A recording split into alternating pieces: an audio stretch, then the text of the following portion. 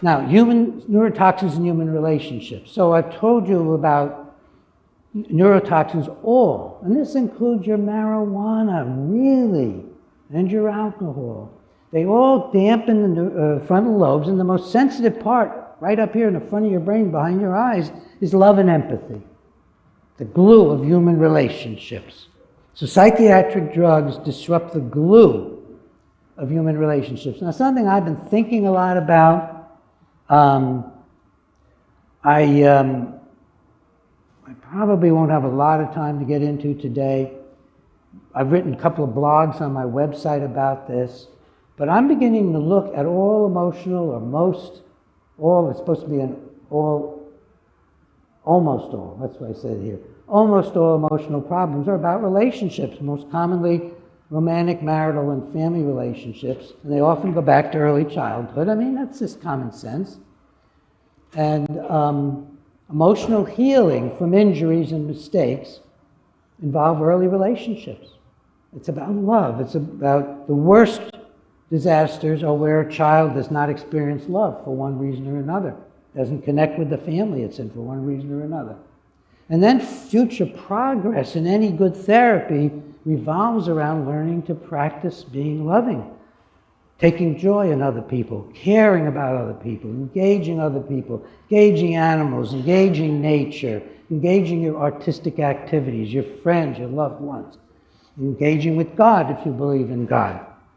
And I think all good therapies do this. I really do believe if that's not the center of a therapy, it's not a good psychological, spiritual therapy.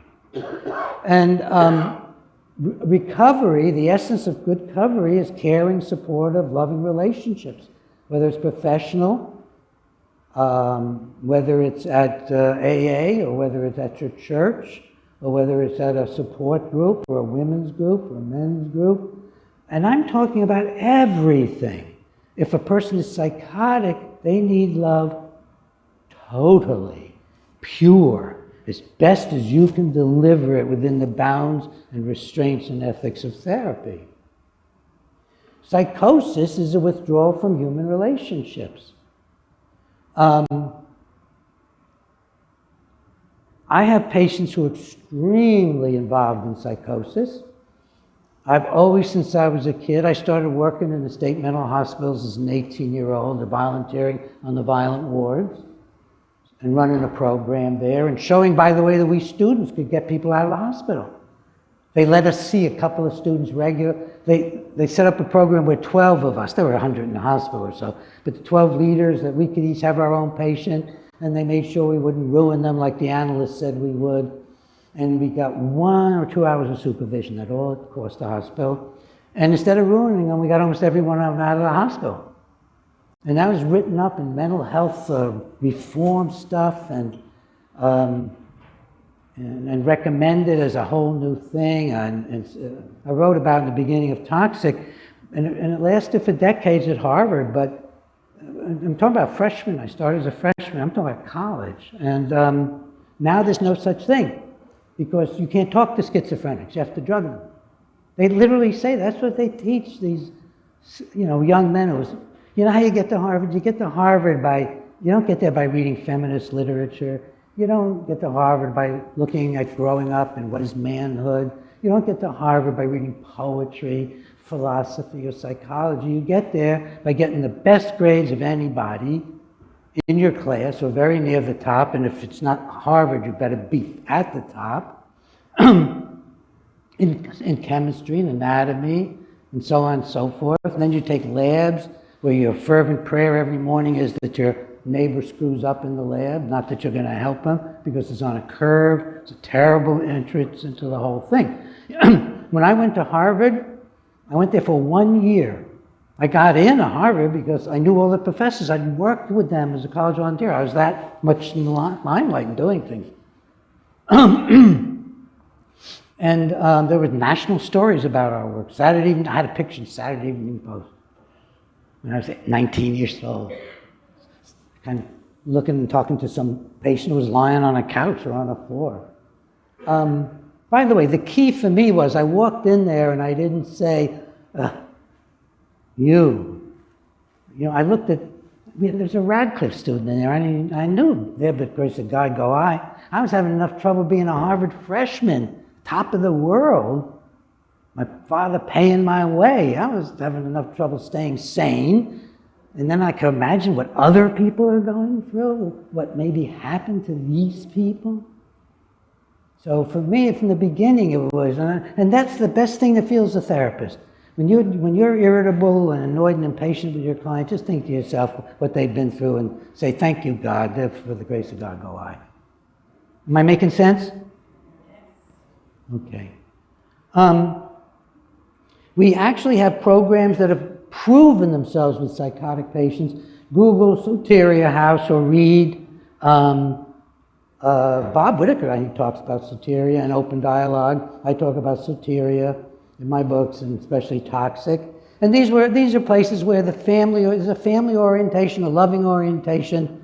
And what they're finding is that most people with acute psychosis, young people, they get better. They get better without drugs or with very short-term drugs, mostly without drugs.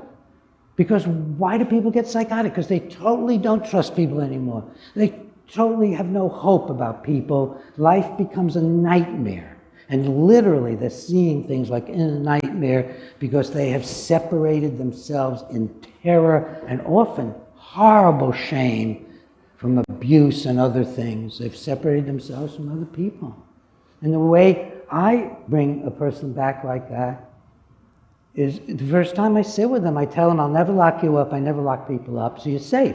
I know you were afraid to bring you here and I'd lock you up. And I don't give drugs to people unless you're taking them, and we'll work on coming off. So I'm never going to raise your drug when you tell me you're violent, suicidal, you're seeing things. You can relax. I do this in the first 10 minutes if the person's seen a lot of other psychiatrists. And they just go, whew. One girl looked at me, a 10-year-old, looked at me and said, boy, is this room different. I kind of hide my 2 credentials that legally have to be up. 2 have to be up so you can see them. And any credentials up, and I don't dress like this. And she said, boy, this is different. I said, how is it different, honey? I make that mistake. I call him honey. I call everybody honey. I feel love for the people I'm trying to help. And she said, have you ever tried to talk to a wall with ears and a notepad?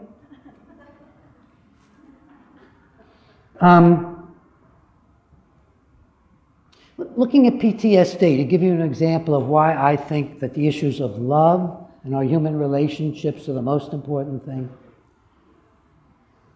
When people are caved in by PTSD, it shouldn't have a D on it because it's a normal reaction. Every soldier gets PTS. I mean, the VA's lying, about how many. It's everybody. Who can go through that without having all sorts of problems afterward? You wouldn't be normal. But be a psychopath or something. You'd have to be devoid of human connection, which is not very, very common. So what really happens usually is the major attachments of the horror are not the bombs going off. It's what you saw happen to your buddies, how you didn't save your buddy, how if you had been more alert, or it's about the trauma you felt trying to decide whether to shoot the child or the woman who was running toward you in Iraq. It's about all of these things where you think you failed, where you feel guilty, where you feel ashamed, where you feel you let down your buddies. So even when you see these stupid things now that are out about we're doing to the soldiers, we're giving them magnetic things to their head, they need love like nobody else. And they need the love of their buddies. They need to have groups together. And you know why soldiers didn't suffer quite as much? How many of you know why? It's interesting. The reason our soldiers suffered so much more, starting with Vietnam, is not just public opinion and everything, because public opinion has not been so bad for some of the other wars. It's that, starting with Vietnam, we flew our soldiers who were wounded and hurt and breaking down right off the battlefield, right into the medical surgical units right there in Vietnam, and then right to Germany or some other stopping point, Alaska, and then to the hospital. Well, what happened during World War I and II? You got on a boat. And who'd you get on the boat with? Your buddies. You got to be with them, get to know them in a different setting. Write down the names of their wives and kids. Now the veteran organizations have to reach out and bring the veterans together, in part because they were disbanded. Not even disbanded, a lot of these guys were just pulled out and flown out. Make sense? It's all about human relationship. Spiritual, and it can be relationship with God too. Some people leave human relationship to a great extent. People who go into monasteries, for example. But they have relationships with God, Jesus, or with the Buddhist relationship to the world that are their relationships. Don't let anybody ever give you that lie that you can't, that you have to make yourself happy first before you can make other people happy or whatever. Other people make us happy. I was depressed until I was 45 years old. I met Ginger. I think I'm actually exaggerating. I was 48. Been with her 35 years. It took that woman to let me know what it really meant to relate to somebody. And I tell that to my patients. I say, what, you want to kill yourself? How would you think I should have when I was 12 and 13 and 18 and 20 and whatever? So I've killed my, oh God, no, Peter, I love you. I said, well, I love you too. And honey, I was worse than you are today. And it helps them. And then I tell them if they shoot themselves, it'll break my heart. And that does not make people feel guilty, not if you're smiling and loving when you say it. What they feel is loved. And I see a lot of suicidal people. I'm a bit of a doctor of last resort. You can imagine why. Let me see what time it is. Oh my gosh, I have only 5 minutes left. It's 1:24. An hour and 30 minutes, I'm done, right? 5 minutes. Oh my Lord. Well, I've gotten in a lot of what I wanted to say. I had a couple of concluding things that I wanted to tell you that, and by the way, questions galore tonight. A couple of concluding things. Let me see if these are just my books, we'll blow through them. Resources on my website. Oh, yeah, let me get you involved in my community. I give free frequent alerts. Sign up for them. They come between twice a week and every 10 days. They're alerts about news. They're alerts about my latest videos. They're alerts about my radio show, which is every Wednesday. I do live radio, and it's talk radio. You can call in. You say, hi, Peter, I met you. I saw you. And hey, how you doing? I've had old friends call me from 20 years ago on the show. It's actually wonderful. You can get all my papers, every paper I've ever written. You can get one that you might like, Rational Principles of Psychopharmacology. Did I lose it? No. You can get my paper on medication spellbinding, how we don't know what the drugs are doing. And you can get the PowerPoint for this speech, and you get that, remember, on the left side. Just go down a little bit, the special topics, and you'll see the PowerPoint speech and what it's called. But I'm going to leave you with something really horrific because it's so important. Before Hitler came to power, psychiatry began to think about and to organize for the extermination of all mental patients as useless eaters. The conversation began in 1920 in a textbook by a psychiatrist and a lawyer. When Hitler came to power, without his perhaps even knowing much about it, he certainly didn't give an approval of it in any way, he did later, they organized the Holocaust for mental patients. They invented the idea of central extermination camps, places you haven't heard of, Hadamar, Sonnenstein. If you go to the drop-down menu on my site and go to the politics and social aspects of psychiatry, you'll see my paper on this, which I gave in Germany at a medical conference. And they set up crematoriums, but they were open pits and they gassed the patients who had wooden soap. All began with psychiatry in these fake showers, and they pumped in gas not the fancy stuff that the industry later developed. They used trucks, piped in the gas. They killed at least 100,000 patients. And then one day Hitler, the only thing we know he ever got booed at a truck stop, I think at Kaufbeuren, which was a state mental hospital. And the man who liberated the state mental hospital, even though Hitler had stopped the program, he shipped the euthanasia equipment into Poland and into the East. The first head of a camp was a psychiatrist. After that, they gave up the medical model. The first people killed were on euthanasia forms, and Hitler closed the program, and the psychiatrists independently did it in their state mental hospitals when they couldn't ship them to killing centers. And I got a phone call on a radio show from a young soldier who had liberated the camps and who sent me liberated the state hospital at the request of local citizens who came to him in Bavaria and said they're still killing patients in the hospital. Please, so he got a Tommy gun, and he and his buddy went up and entered the hospital, and the superintendent hung himself when they got there, the director, and there were crematoriums were still working, the ovens, they had ovens, they didn't have the pits anymore. So, and it was a guy named Lifton, who I have no respect for, he's a psychiatrist. He wrote a book called Nazi Doctors. Not Nazi doctors. And in the book, Lifton, great Yale professor, praised the extermination camps for one thing. They did real good experiments on the usefulness of electroshock treatment.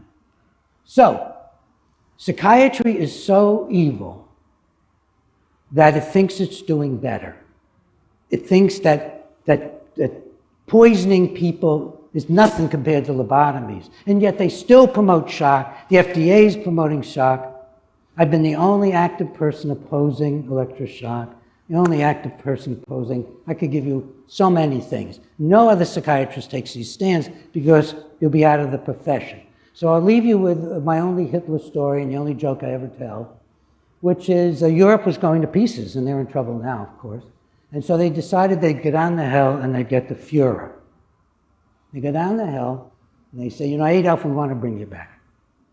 And Adolf says, well, I'm very comfortable down here.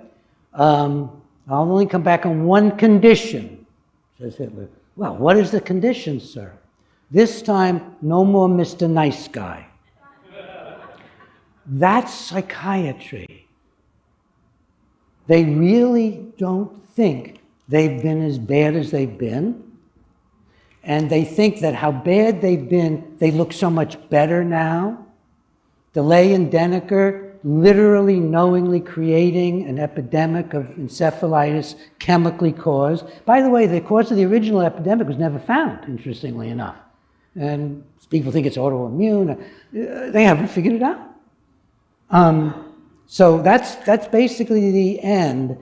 The reason I end that way is so that it won't make you think it's madness that psychiatrists poison their patients.